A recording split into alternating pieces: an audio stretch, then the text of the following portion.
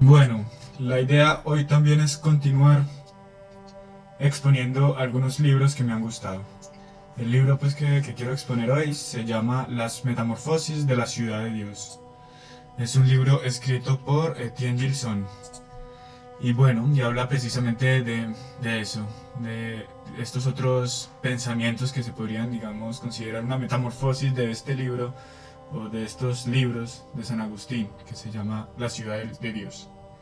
Y bueno, esta exposición me sirve también para darle fuerza a algo que últimamente he venido pensando, y es que el humanismo y lo que se deriva del humanismo no es sino una secularización del cristianismo, particularmente de la justificación universal del cristianismo.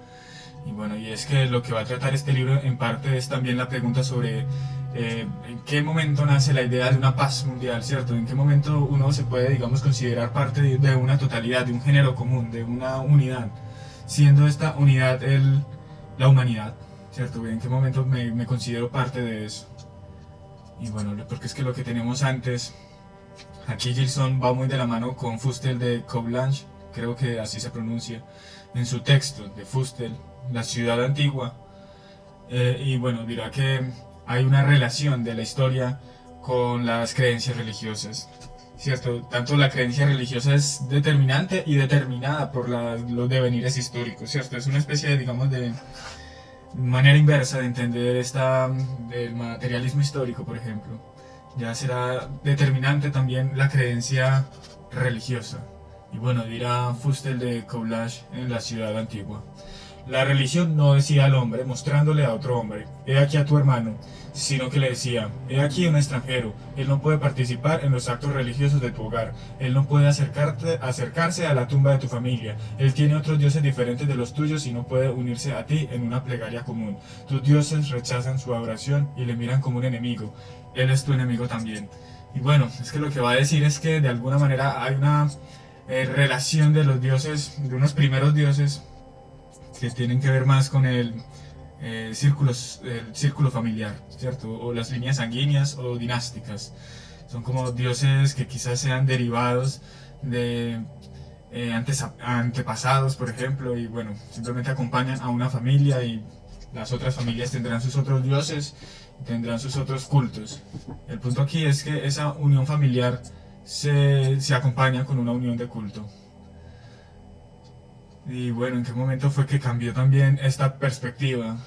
Podríamos decir que junto a estos imperios, estos primeros imperios que llevaban el derecho, que llevaban, digamos, una ley, y que esa ley también estaba acompañada de alguna manera de un culto de dioses, ahora con carácter no familiar, sino civil. Podría ser un Zeus, por ejemplo.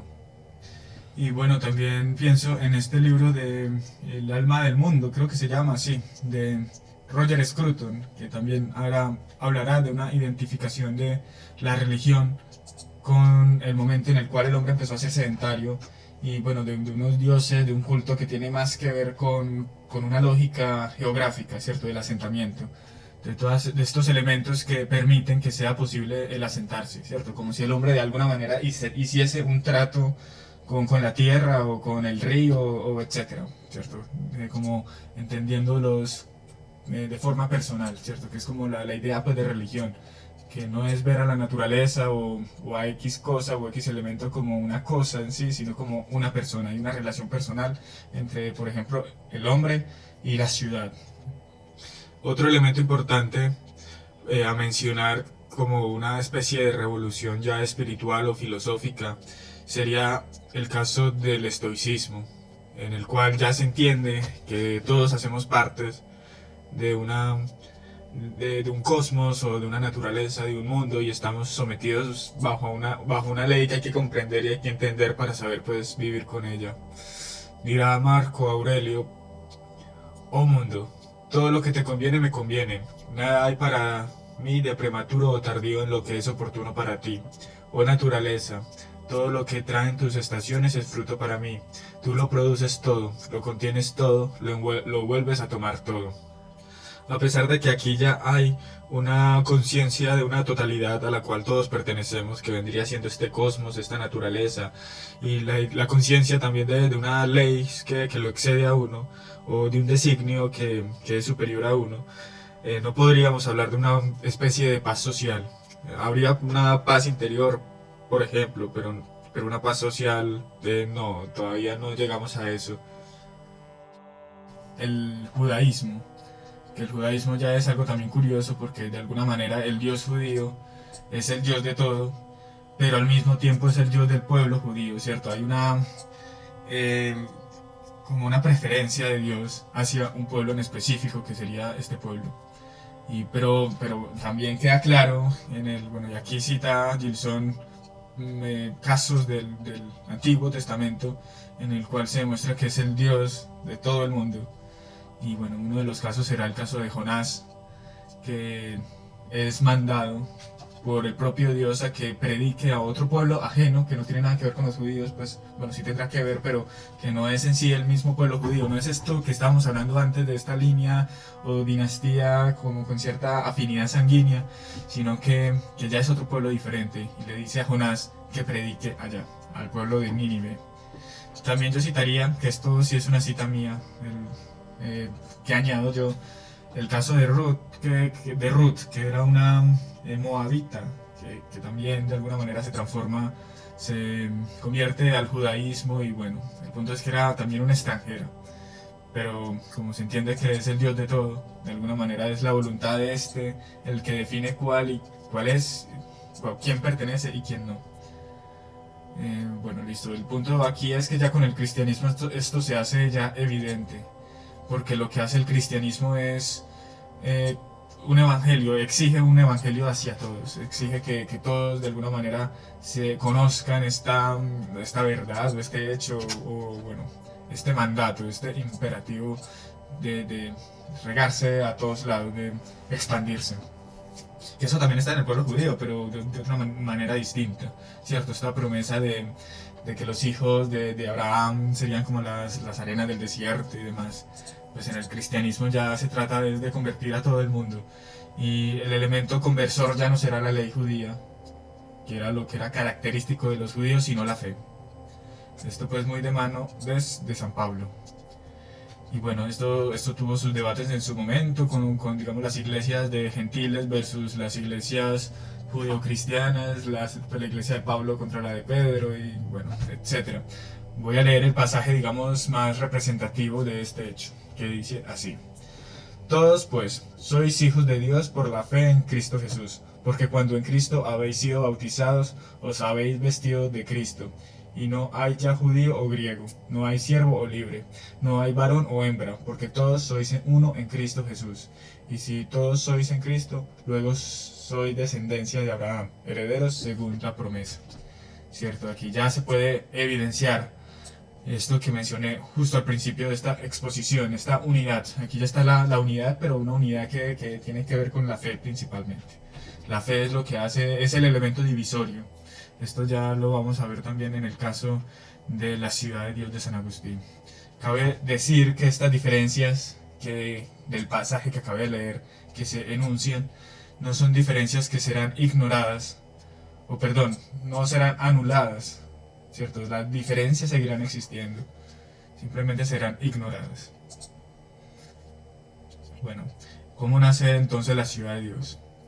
La ciudad de Dios era un libro con un objetivo más bien polemizante, ¿cierto? Más bien como apologético. Será una defensa pues del cristianismo que hará San Agustín, ¿cierto? Porque supuestamente, bueno, aquí dice, el pagano Bulosiano objeta al cristiano Marcelino, quien después le comunica a Agustín que el cristianismo y sus enseñanzas debilitaban a Roma. Ese era el problema, eso era lo que decían los paganos, que Roma cayó gracias al cristianismo, porque lo que predicaba el cristianismo era como una especie debilitaba de alguna manera al romano. Lo debilitaba era para qué, para la guerra y para seguir expandiéndose y llevar su ley, ¿cierto? Hay una relación importante de lo que es la civilización con la conquista, que aquí lo enuncia Gilson, una cita de Plutarco refiriéndose a Alejandro Magno, ¿cierto? Conquistar de alguna manera se convierte en civilizar. Y bueno, aquí ya el cristianismo lo que hace es, como según pues este pagano bulosiano, hace debilitar ese espíritu de conquista, convirtiendo al romano en un ser que da la otra mejilla, un ser amoroso, bueno, etcétera. Cosas que no eran pues propias de un pueblo en expansión. Eso pues claramente San Agustín estará de acuerdo. Dirá que el problema de Roma eran los vicios que precisamente el cristianismo intentó eliminar, y bueno, y demás cosas, que tampoco negaba la existencia de militares y bueno, etcétera. Pero aquí digamos lo que nos importa más que esta defensa que hace San Agustín es cómo cambia la idea de ciudad. ¿Qué es una ciudad previamente? Bueno, ¿qué se entendía como ciudad? La idea ciceroniana de ciudad. Un pueblo es una multitud reunida por el reconocimiento del derecho y la comunidad de intereses, ¿cierto? El derecho de alguna manera hacia la ciudad. Aquí esa es la tesis. San Agustín propone esta definición completamente diferente. Un pueblo es un grupo de seres racionales unidos entre ellos porque aman las mismas cosas. Ese va a ser el cambio. Ya no será el derecho como elemento unificador, sino que será ese amor mutuo. Bueno, no, perdón, amor mutuo no, es un amor conjunto de una sola cosa, ¿cierto? Que será, en este caso, Dios. Y bueno, ¿por qué hace este cambio San Agustín? Porque de alguna manera considera que solo existe un derecho, solo existe una justicia, ¿cierto? Y esa justicia tiene que ser claramente la justicia de Dios. No será la justicia pues del emperador de turno, sino que tiene que ser, porque bueno, esa puede ser una justicia injusta, podríamos decir, son mandatos injustos. Lo que define el carácter positivo pues de la justicia sería su coherencia pues con el mandato pues de Dios, con los designios, con los deseos de este Dios. Y bueno, por eso es que se ve obligado también, porque de alguna manera es evidente que existen otras ciudades, ¿cierto? Hay muchas ciudades en el mundo, entonces ¿cómo es posible que una no sea ciudad precisamente si no cumple, si no es justa? Ya que no sigue pues a este Dios, no conoce a este Dios, etc. Pues había muchos pueblos paganos. Entonces, bueno, lo que concluye San Agustín es precisamente eso. Ellos están en busca, a ellos los une el amor de otra cosa, el amor del mundo, por ejemplo, o el amor de sus intereses personales. En cambio, un pueblo justo es aquel que los une el amor de Dios. Ame lo que se ame, dice San Agustín, si una multitud se compone de criaturas racionales, no de animales, y como tal que estén unidas por la comunión de los corazones, se puede decir, sin caer en absurdo, que es un pueblo tanto mejor cuanto más unido esté por el amor a lo mejor, cuanto peor es el amor que los una. Entonces bueno, aquí tenemos dos ciudades, la ciudad de Dios, y bueno, sería la ciudad del mundo, podríamos llamar, o la ciudad del demonio, como quieran pues decirle. La ciudad, esta última ciudad, la ciudad del mundo, se caracteriza entonces por un amor perverso, un amor privado e individual, un mundo turbulento y desordenado, como ya habíamos dicho, sin el derecho, sin la justicia. Sería una Babilonia, mejor dicho, una confusión. Mientras que la ciudad de Dios sería una ciudad con claridad y santidad, ¿cierto? Una ciudad con un amor social, una ciudad tranquila, justa y bueno, Jerusalén básicamente. Como por ponerles nombres, pues. Que no se confunda esta distinción.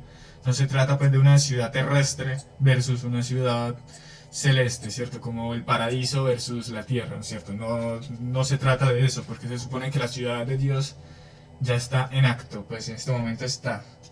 Y pues, quienes la componen, todos los que creen, básicamente todos los que tengan fe y bueno, y siguen los mandatos pues, del Dios cristiano. Y sí, eso sería, la ciudad de Dios sería eso. Está pues en este momento y tiene un carácter universal, ¿cierto? Digamos, si yo creo y en China hay otras 100 personas que creen, nosotros así no nos veamos, componemos esta ciudad de Dios.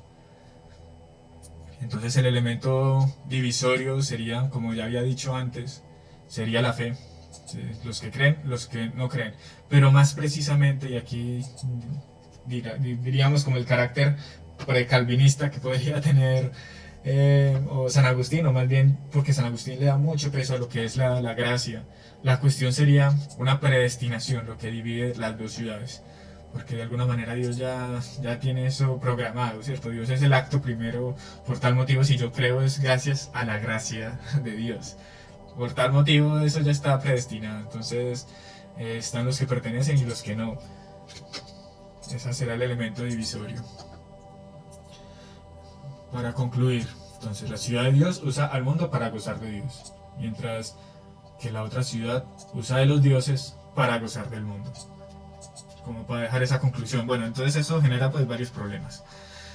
Sigue habiendo pues una dialéctica, ¿cierto? Este texto de la ciudad de Dios sería como una especie de dialéctica histórica, protodialéctica histórica, porque la historia de alguna manera se compone también de esa disonancia, ¿cierto? De esa ciudad versus la otra.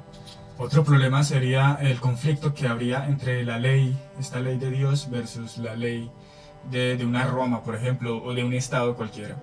El hecho de que alguien, un ciudadano, considerase que exista una ley con un carácter mucho más universal que la ley del estado a la cual pertenezca y que muchas veces puedan haber conflictos entre esas leyes. Yo pongo, por ejemplo, no sé, digamos el caso de un aborto legal y de un médico que no quiera pues realizarlo porque tiene otro imperativo, pues él está siguiendo pues otra ley distinta a la que le pide el estado que haga. Y bueno, aquí cita por ejemplo a Celso, quien hablará de los padres del desierto como lo que deberían hacer los cristianos, ¿cierto? Si ellos están ahí siguiendo a otro emperador, que se abran al desierto más bien como estos ermitaños. Bueno, entonces quizás entre las primeras modulaciones o metamorfosis de la ciudad de Dios que expone Gilson en este libro será la República Cristiana de Roger Bacon. Lo que está haciendo Roger Bacon aquí es intentar identificar esta disonancia antes mencionada, o sea, la del Estado con la de la fe, con la de, ¿cierto? la de la cristiandad, digámoslo de esa manera. Entonces, mejor dicho, que el Papa tenga los poderes casi que del Estado, los principales poderes, o que inspire con cierta importancia a los príncipes, o sea, que la república esté iluminada con la sabiduría de la iglesia, ¿cierto? Estamos hablando pues de un momento en el cual ya la iglesia los cleros ya tenían ciertos conocimientos, manejaban el conocimiento, ellos eran los académicos del momento. Entonces, claro, pensar que esos conocimientos sean de utilidad para la administración y demás problemas. Luego, bueno, aquí un problema claro que el mismo Bacon encuentra es la corrupción precisamente del clero. Tiene unos textos pues que fueron bastante criticados, en donde empieza a criticar a sus compañeros clérigos, compañeros franciscanos y demás, porque estaban corruptos precisamente, y empieza aquí, y es curioso porque empieza a hablar bien de los paganos que son mejor comportados que nosotros, un poco provocadoramente. Pero bueno, él veía, por ejemplo, en la propia iglesia la salvación a ese problema. Por ejemplo, en el Papa Clemente IV, que para Bacon era un sujeto muy sabio que iba a reparar el problema de la corrupción. Pero para mí lo que más importancia tiene de Bacon es la distinción que hace del derecho civil con el derecho canónico, ¿cierto? Bueno, el derecho de la iglesia. Y bueno, dirá básicamente que el derecho civil es como si fuese la arquitectura, mientras que el derecho religioso, este derecho canónico, sería como la geometría, ¿cierto? Uno es el fundamento del otro, el civil es como la mecánica, ¿cierto? Como que serían los técnicos, mientras los otros serían los científicos. Uno se busca precisamente el fundamento, que bueno, obviamente en su pensamiento religioso ese fundamento será Dios, mientras el otro pues es como una operación sencilla. Incluso invitará a sus compañeros que no sigan este derecho civil. Dirá, cuando los clérigos se rebajen a tales estudios, se convierten también en animales y bestias sin alma, desde el punto de vista de la sabiduría. Es una degradación sin nombre. También dirá aquí, puesto que un príncipe laico rechazaría las leyes de otro príncipe laico, con más razón todo clérigo debe rechazar las leyes de los laicos. Es como que hay una ley que es contingente, que es la ley que impone cualquier príncipe, cualquier ser humano, y está esta ley de carácter sagrado y religiosa que es la ley de la fe, de la Biblia, y etcétera, de la religión. Bueno, y el problema aquí siguen siendo los problemas de que la fe sigue siendo la barrera. Aquí no garantizar la paz es difícil porque tendríamos que hacer previamente un trabajo de apologética mundial. y ya existe musulmanes, ya existe otra iglesia ortodoxa que son distintos, parecidos, pero igual están bajo sus otras leyes. Y bueno, esto es otro problema, todavía existen paganos. Lo que hace Bacon es identificar a 6 tipos de personas: los tártaros, los sarracenos, los paganos, los idólatras, y los judíos y los cristianos. Es muy curioso porque como que no piensa en el ateísmo. El ateísmo no me imagino en cuál de todas estas categorías cabrá. Quizás, por ejemplo, que en la idólatra o en la pagana, quién sabe, pero el punto es que como que en este momento no se piensa que existan ateos. Dirá Bacon aquí: dos cosas se requieren para un estudio completo de la sabiduría. Primero, lo que es necesario para conocerla lo mejor posible. Después, su conexión con todo el resto para dirigirlo por medios apropiados. En efecto, la luz de la sabiduría es la que ordena la Iglesia de Dios, organiza la república de los creyentes, opera la conversión de los incrédulos y, en fin, con su poder reprime a los que se obstinan en el mal y los arroja a las fronteras de la Iglesia, más lejos que derramando la sangre cristiana. Una propuesta completamente diferente a la de Roger Bacon, que también cabe decir que Roger Bacon fue un, digamos, importante exponente de estos primeros inicios de lo que hoy conocemos como ciencia, que me parece que tiene una actitud muy similar a la actitud que podría tener un científico. Aquí le está teniendo respecto al derecho. O sea, el científico quizás esté buscando las causas del movimiento, mientras que el mecánico ya parte con ellas entendidas y simplemente las usa en función pues de la actividad o del fin que quiera desempeñar. Igual pasa con el derecho. El clérigo buscará la causa y el fin, la causa final del derecho, mientras que bueno, el legislador, el príncipe, simplemente ya está operando mecánicamente con lo que tenga. Pero bueno, la propuesta que se diferencia bastante sería la propuesta, por ejemplo, de Dante en su libro La monarquía. Cierto, Dante pues no solo fue un poeta muy conocido, muy famoso, no solo escribió la Divina Comedia, sino que también fue bastante lector de la escolástica y bueno, principalmente el pensamiento de Aristóteles, que en su momento era bastante leído. Dante también participó mucho en política, de hecho fue un güelfo, que bueno, hubo una disputa, una pelea entre dos entidades, dos grupos, que eran los güelfos y los gibelinos, siendo los gibelinos, digamos, críticos con el Papa, mientras que los güelfos tendían a ser más papistas. Pero ya después de ganar los güelfos, ellos mismos se dividen en dos: güelfos negros, güelfos blancos. Dante será un güelfo blanco que tiende a ser menos papista. O sea, Dante la verdad es que estaba muy cerca de ser gibelino. Y bueno, y aquí se va a notar su postura frente al Papa, su inconformidad con la aplicación o la participación política que tiene el Papa. Muy de la mano de Aristóteles se pregunta sobre la causa final del hombre. Y bueno, al igual que Aristóteles, concluye que será el conocimiento, será conocer, hacer uso pues, de lo que lo hace hombre, que es la razón. Pero también se hará la pregunta de cuál es la necesidad de que el hombre sea múltiple, pues de que seamos muchos. Entonces Dante entiende que la razón o la verdad necesita de la multiplicidad de seres humanos, porque el individuo como tal no es capaz de encontrársela, no tiene, digamos, una razón tan vasta como para poder encontrar la verdad. Necesita pues de todo el género humano casi que reunido, pero para ello se necesita que precisamente esté en paz y que esté unificado todo el género humano. Ninguna esencia creada es la intención última del creador, puesto que la esencia está ahí con miras a su operación. Es en su operación donde hay que buscar el fin, así planteado.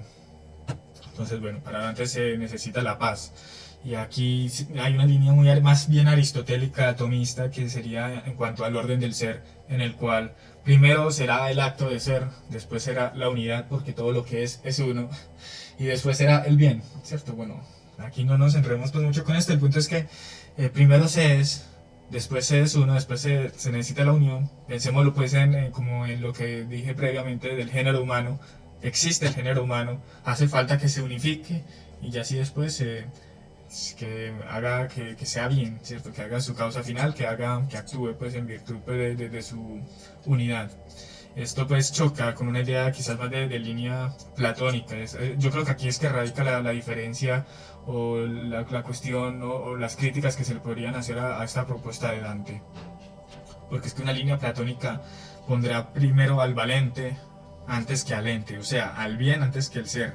Primero está el ser primero está el bien como fundamento de las formas, de las ideas, y después están las entidades. Esto pues no nos enredemos, el punto aquí para que se entienda lo que previamente había dicho, la disonancia entre la ley del Estado versus la ley de Dios, que es externa, incluso externa quizás al mundo.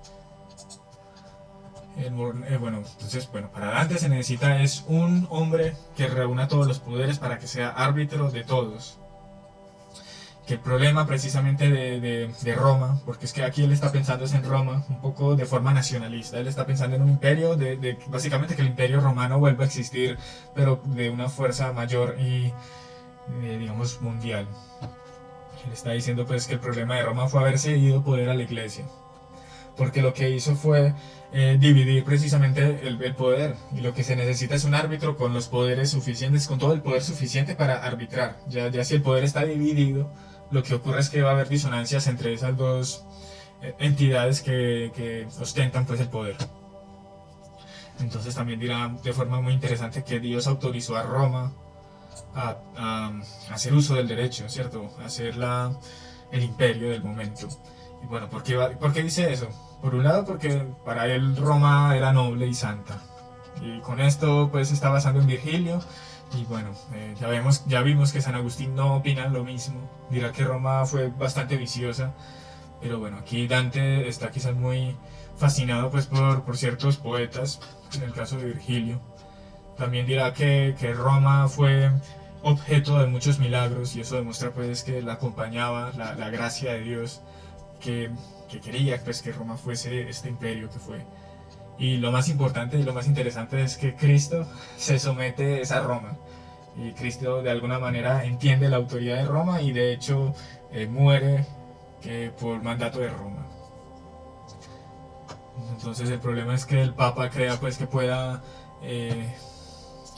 como decir qué tiene que hacer y qué no tiene que hacer estos estados. Aquí hay claro que una secularización fuerte, pero también se encuentra con el problema de que Dante sigue siendo un cristiano, y si bien hay dos naturalezas en el hombre, esta distinción la hará Dante, dos naturalezas que corresponden a estos dos poderes, el poder de la iglesia y el poder del Estado. O sea, está la naturaleza animal del hombre, animal no, más bien la naturaleza temporal, ¿cierto? En la cual actuará la filosofía, actuará la moral, actuará el derecho de estas repúblicas temporales o imperios temporales, de esta Roma. Y bueno, sí, será como la luna, pondrá como metáfora Dante.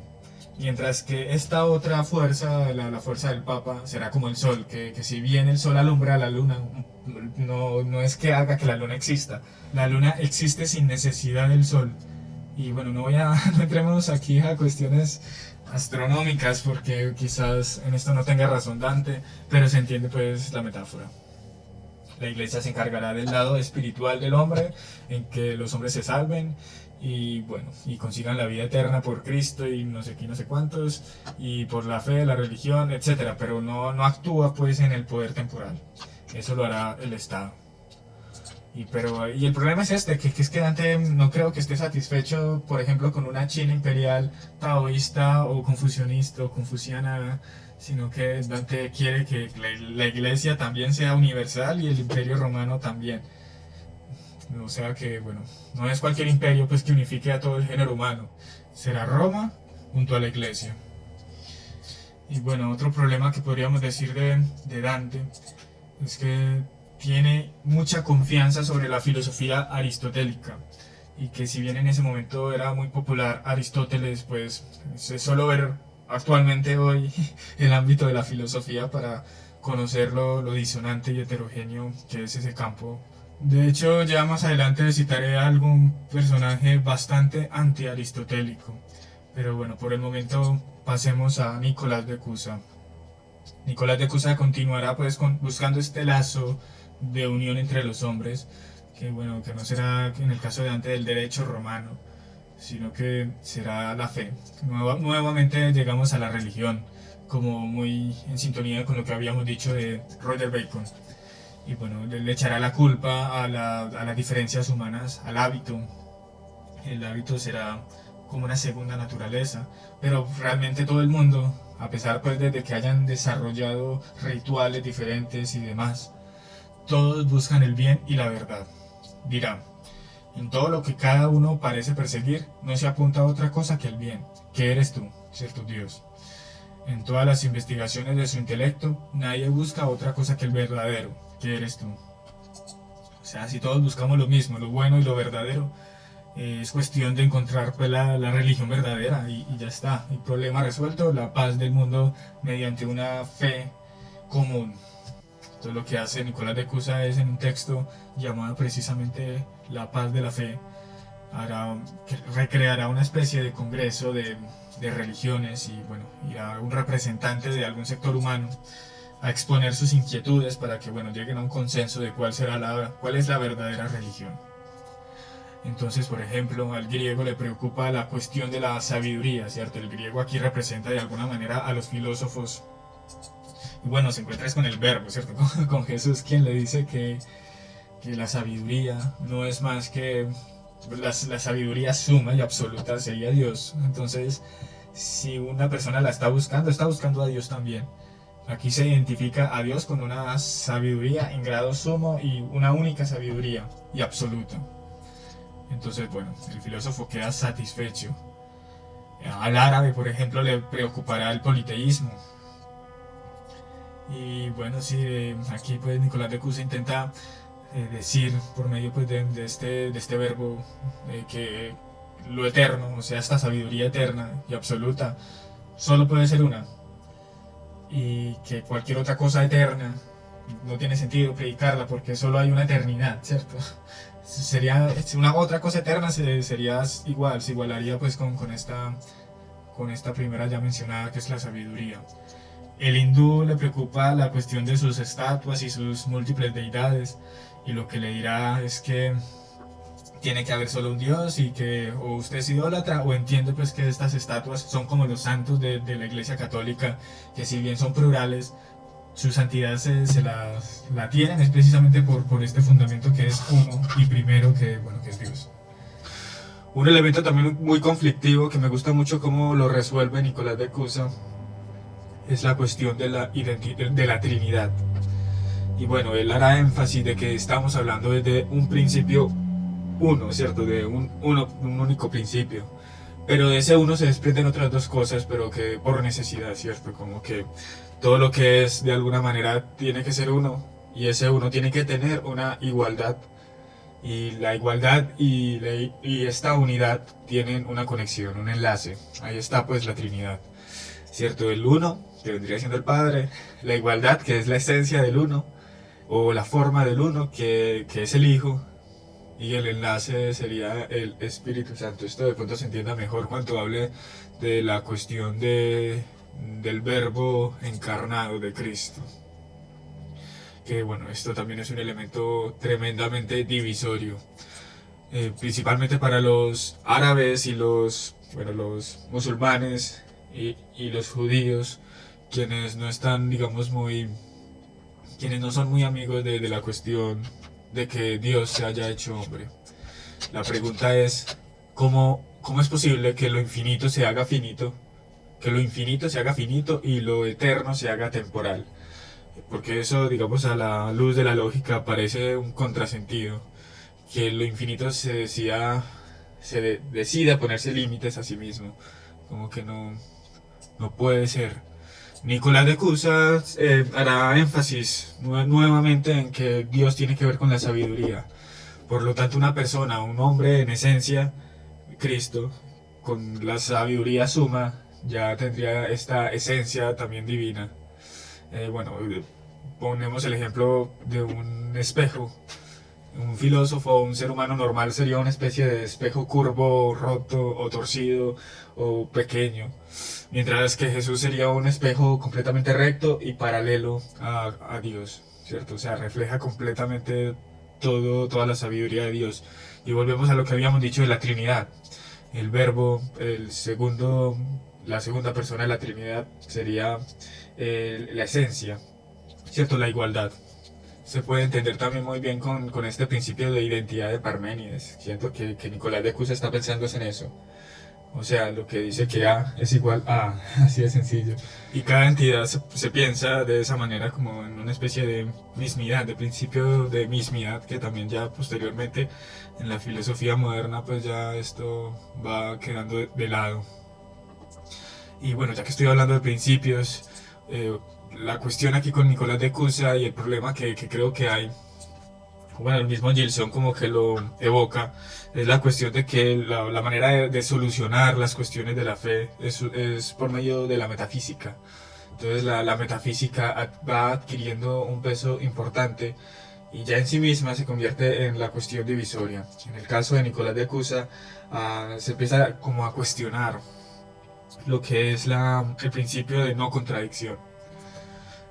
Porque bueno, la razón es sencilla y la idea es que cómo es posible que de un único principio se desprenda la pluralidad y en esta pluralidad exista disonancia, ¿cierto? Existan cosas opuestas. Por lo tanto, en Nicolás de Cusa Dios está tanto en lo máximo como en lo mínimo. Esto no es pues propio de todas las metafísicas, sino que, por ejemplo, la metafísica atomista, Dios es más que todo una especie de afirmación, de completa afirmación y máxima afirmación del ser, ¿cierto? Dios es el acto de ser. Nicolás de Cusa pareciese también como que Dios es el fundamento del ser y por lo tanto no es, ¿cierto? Porque el fundamento del ser no puede ser el ser. Bueno, estos ya aquí son precisiones que si bien pueden sonar muy detalles, realmente tienen, cuando de ahí se desprende el resto de cosas, empiezan a adquirir bastante relevancia. Y lo que queda aquí ya por mencionar, a los autores que quedan por mencionar, vamos a ver también cómo estos, al expandir la cuestión de la verdad cristiana, porque todos serán cristianos y todos harán una defensa de la religión cristiana, lo que harán es secularizarla más. Tenemos el caso de Tommaso Campanella, que fue un renacentista que intentó independizar Nápoles de los españoles, lo metieron a la cárcel y ya era un sujeto un tanto raro porque como era como una especie de Giordano Bruno, un poco conflictivo con la contrarreforma, era alguien que era sacerdote, era dominico, era ocultista, mago, pues esto es muy propio pues de Renacimiento. Si bien en el Renacimiento hubieron cosas que hoy podríamos considerar avances científicos, también habían cosas muy raras que podríamos considerar pseudociencia, ¿cierto? Como esta cuestión de la magia, del ocultismo, que la astrología, que bueno, demás cosas. Por ciertas traducciones que se hicieron del platonismo, pero también del hermetismo. También está el caso pues de Marsilio Ficino, que también era como una especie de mago, sacerdote, pues cosas muy raras. Y bueno, si bien tendrá muchas luces este periodo de la historia, también creo yo mucha oscuridad si lo comparamos con lo que había antes, que era una escolástica bastante quizás aparatosa y quizás muy precisa y muy fría, pero que bastante racional era. Bueno, entonces Tommaso Campanella lo metieron a la cárcel, los españoles, hace un libro defendiendo la monarquía hispánica, lo cual es un poco sospechoso porque, bueno, él era bastante crítico y ya después empieza a escribir cosas como todas positivas con el catolicismo y bueno, la monarquía hispánica. En este libro de la monarquía hispánica dirá que España fue enviada básicamente por Dios para llevar la cristiandad a todos los confines pues, del mundo, a pesar pues, de que los españoles hayan hecho X y Y. La idea es que llevasen pues a Dios y bueno, etcétera. Pero lo importante pues de Tommaso Campanella en este texto es más su libro de la Ciudad del Sol, que es una utopía. Habla pues de un sujeto que naufragia en una isla, regresa a contar su experiencia y bueno, cómo estaba siendo administrada dicha isla, la cual era súper evolucionada y demás. Dirá pues que está gobernada por un metafísico, tiene 3 colaboradores. La sabiduría, el poder y el amor serán como 3 ministerios. La sabiduría hablará de la ciencia y es curioso porque como que es una isla que mandó gente para todos lados del mundo a recolectar información y conocimiento, entonces tiene pintado y tiene expuesto a todos, a las personas más relevantes. Tiene pintado a Zeus, a Jesús, a Mahoma, a Buda.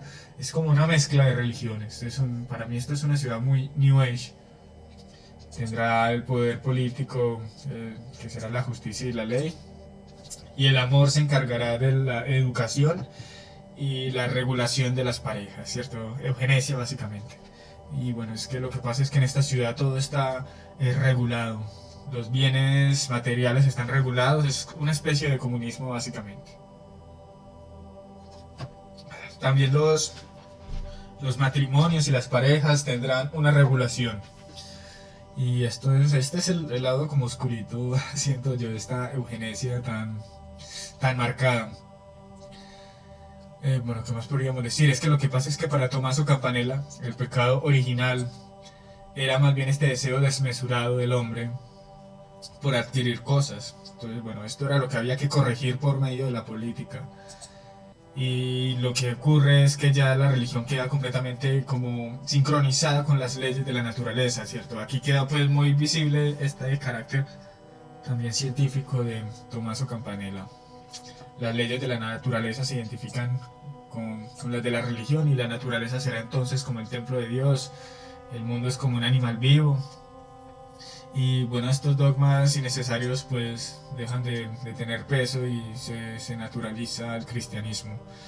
Habrán 2 principios, el sol padre y la tierra madre. Suena pues como un panteísmo, un paganismo o un New Age, pues todo esto que nos expone Tommaso Campanella. La fe no puede ser el lazo, tiene que ser la razón. Aquí nos secularizamos más. No la caridad, sino el derecho, no la teología, sino la metafísica. Pero seguirá siendo una defensa del cristianismo, claro, ya naturalizado, pero la defensa está aquí.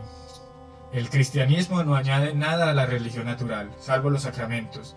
Esta relación es para mí la prueba de que la ley cristiana es la verdadera ley que, quitados los abusos, será la dueña del mundo.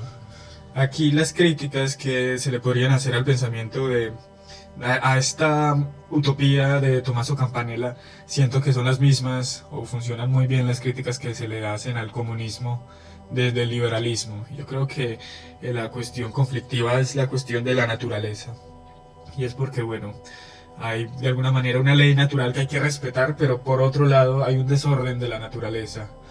Y ese desorden de la naturaleza se soluciona con un artificio social, ¿cierto? Por ejemplo, este elemento regulatorio. Pero bueno, ¿en qué momento se establece el límite o la diferencia de cuál es desorden y cuál es naturaleza?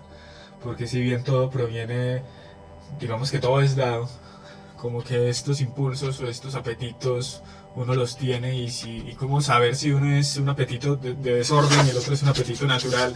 Por ejemplo, el deseo de vivir en sociedad, que ha sido considerado una ley natural, pero también el deseo de tener cosas y adquirirlas y trabajar por ellas y demás.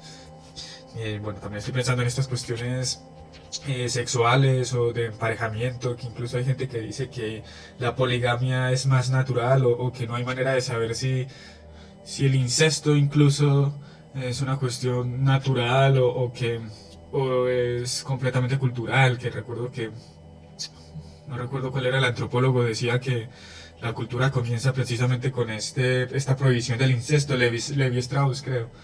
Y bueno, el punto aquí, para no enredarnos, porque hay una corrección de lo que parece haber sido dado por ¿qué más si no es por la naturaleza? Estamos hablando ya de una completa naturalización. Entonces, ¿por qué corregir unas cosas y no otras? Y más bien casi que reafirmar otras. Yo creo que es la pregunta que yo haría. Bueno, entonces, continuando, alguien que va muy por este camino de secularización será Leibniz. En su texto Observaciones sobre el proyecto de una paz perpetua del señor Abate de Saint-Pierre.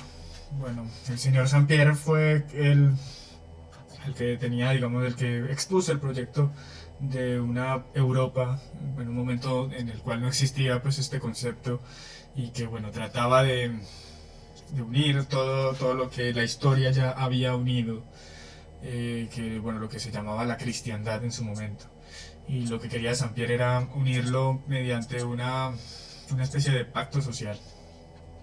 Dirá que bueno, su propuesta tenía como puntos: uno, mantener el statu quo territorial. Estoy hablando pues de Sampier. Segundo, contribución proporcional para mantener la alianza. Tercero, abandono de las armas e intercambio por el diálogo. Cuarto, en caso de infracción, aplicar sanciones militares o económicas. Quinto, en caso de cambiar los artículos fundamentales, tiene que ser por el consenso unánime. Bueno, esto que suena pues muy normal, en su momento fue como bastante ridiculizado, pero aplaudido por autores específicos como Rousseau y bueno, y Leibniz. Una pregunta importante es la pregunta sobre por qué ese pedazo, ese territorio y no otro. Pues no sé, como por qué digamos España se une con Francia y Alemania y no se une con los países del norte de África, por ejemplo, o con América, por ejemplo. Y bueno, la cosa aquí es que, bueno, sobre esta pregunta, la respuesta será que habrán varias fuerzas unificadoras de lo que ahora es Europa. Uno será el Imperio Romano, otro será el derecho romano y por último y la más importante, la religión cristiana. Ese va a ser el elemento cohesionador, lo que conformó el alma pues, de esa Europa. Y para Leibniz es claro que ese cuerpo que ya está formado y que se formaría con este pacto social debe tener un alma y esa alma debe ser cristiana. Eso sí, lo que va a proponer Leibniz es ya casi que un deísmo, es básicamente eso, un deísmo. O sea, un dios que creó el mundo y se jubiló, se fue de vacaciones y dejó que eso marchase pues como una especie de máquina. Y bueno, es que lo que pasa es que aquí ya estamos hablando de una cristiandad dividida por los protestantes y bueno, están los protestantes y los católicos. Entonces, de alguna manera volver a recomponer eso, haciendo pues de la cristiandad una cuestión más metafísica. Aquí ya la religión se convierte casi que en filosofía. Gilson pues en este texto que estoy exponiendo dirá que Leibniz, que en su momento era bastante cartesiano, bastante seguidor de Descartes, solucionó los problemas de Descartes acercándolo aún más al cristianismo. Esto me parece pues curioso mencionar. Bueno, dirá Leibniz, solo hay un alma en las personas naturales, no en las personas civiles. Y esto lo dice precisamente atacando la idea de pacto social entre naciones. Y es porque las naciones no pueden hacer una alianza entre ellas, porque la alianza es algo de personas humanas, de seres humanos, no de naciones. Las naciones son como abstracciones raras o pedazos de tierra, sí, como que simplemente son cosas que carecen de alma. La alianza tiene que ser entre personas humanas y por ello se tiene que pensar en una sociedad. Y la sociedad es esta unión entre personas. Una unión política por la fuerza no es una sociedad. Es simplemente un imperio que se impone y ya está. Hay que crear la paz tiene que ver con esta unión social. Entonces, bueno, ¿cuál es la metafísica de Leibniz? Un poco como para que se entienda la cuestión. De alguna manera se compone de mónadas, que son infinitas mónadas, es como el elemento primario pues, de su ontología. Y esas mónadas fueron armonizadas por Dios, organizadas mediante un sistema.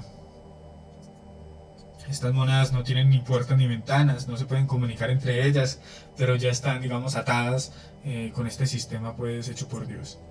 Hay algunas mónadas que tienen acceso a cierto conocimiento de dicho sistema, que bueno, serán los seres humanos y conocerán cierta perspectiva pues, de este mundo general. Y bueno, unos más que otros serán los filósofos que tendrán la visión más refinada.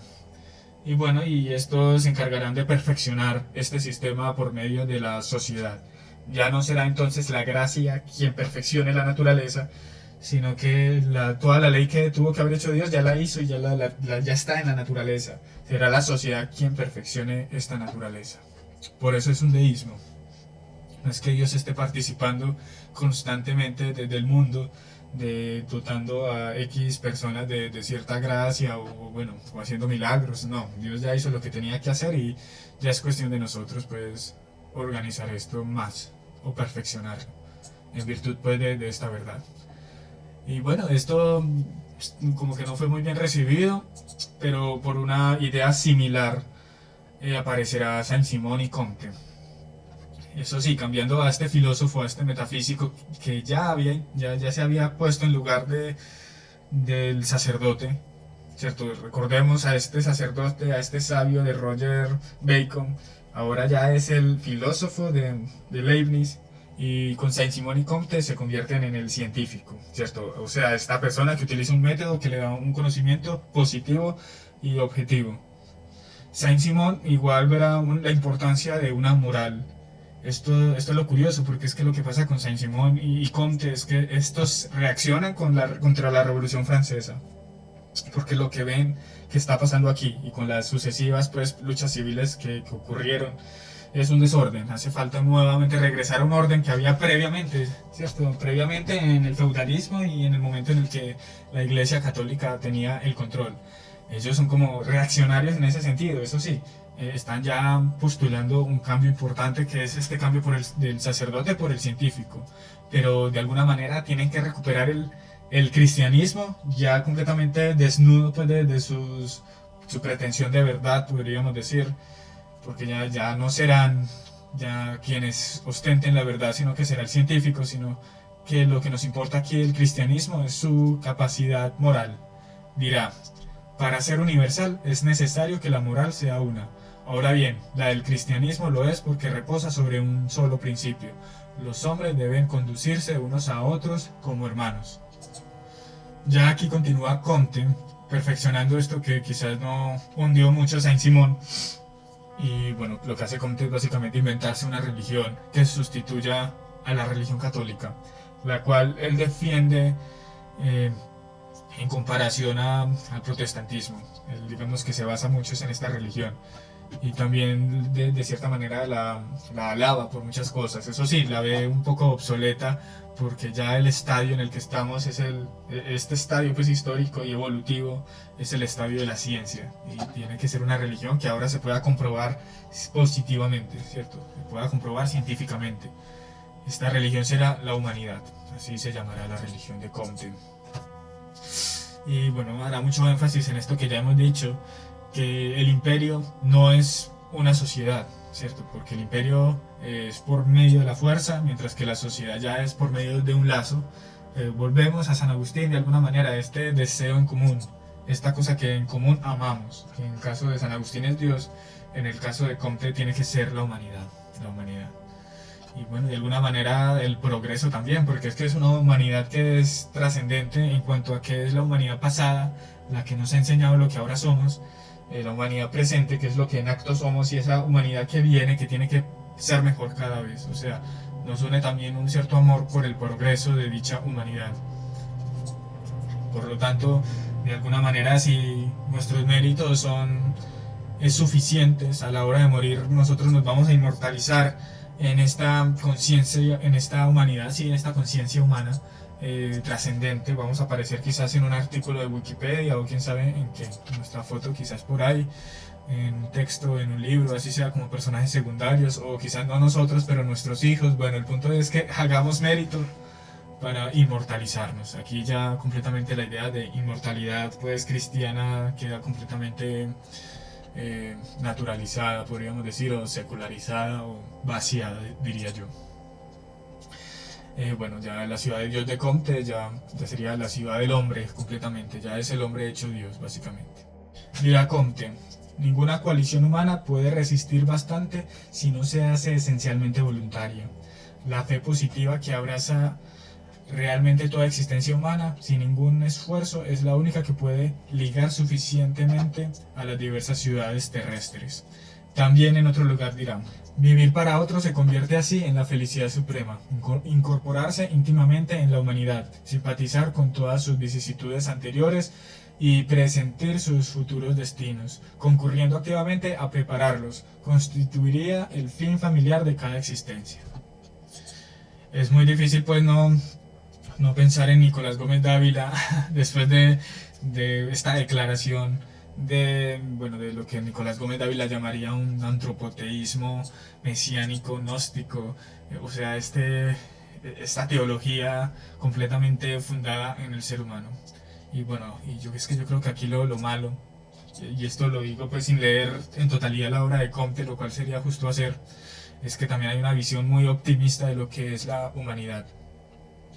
Y bueno, también estoy pensando en otros reaccionarios como Donoso Cortés, quien dirá que el problema es haber olvidado este dogma elemental de la Iglesia Católica y que es, bueno, de los cristianos, que es el dogma del pecado original. Aquí estamos trabajando, o sea, como con una humanidad como si dotada de completa dignidad y a la cual también el mundo entero le pertenece y se le debe a él. Y bueno, es que esta idea también está en San Agustín, pero San Agustín dirá que primero hay que ser un pueblo santo, hay que ser santos y ya, bueno, ya hacemos uso santamente de la naturaleza, de toda la creación.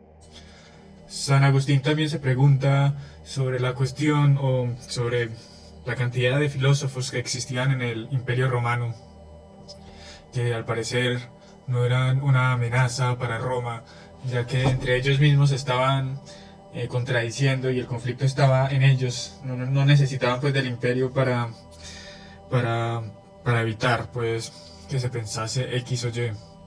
O sea, era una energía entrópica, mientras que cuando aparece el cristianismo y tienen este empujoncito, este empujón que fue la verdad revelada, a pesar de que aparezcan pues varias interpretaciones, estaban apuntando hacia una misma dirección por lo menos, o analógicamente iban por el mismo camino. Y aquí aparece las preocupaciones que habían respecto a las herejías o a las adulteraciones de esta verdad, de esta revelación. Y bueno, que me parece también que esto se conserva mucho en la modernidad, pero sin revelación ni siquiera. Y bueno, es que la cosa, yo creo, es que todos huimos de que nuestro pensamiento sea calificado de ideología, que más bien tenga una base, un suelo firme en el que se pare.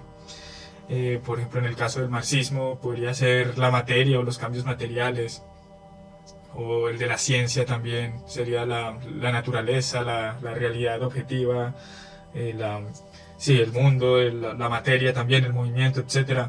Pero yo creo que no responden del todo bien o suficientemente las preguntas aquí importantes, que serían las preguntas sobre lo que es la humanidad misma, qué es la humanidad y cómo se sigue que ésta tenga dignidad o tenga derechos o se le deba algo, que la naturaleza le deba algo a la humanidad solo por ser humanidad. Y aquí aparecen otros pensamientos que tienen como base, como suelo, un subjetivismo que si bien de este emanan cuestiones verdaderas y hechos fácticos que podrían ser sus emociones y sus sentimientos, siento yo que de pasar de eso a tesis acerca de estas preguntas antes mencionadas es algo atrevido y complicado.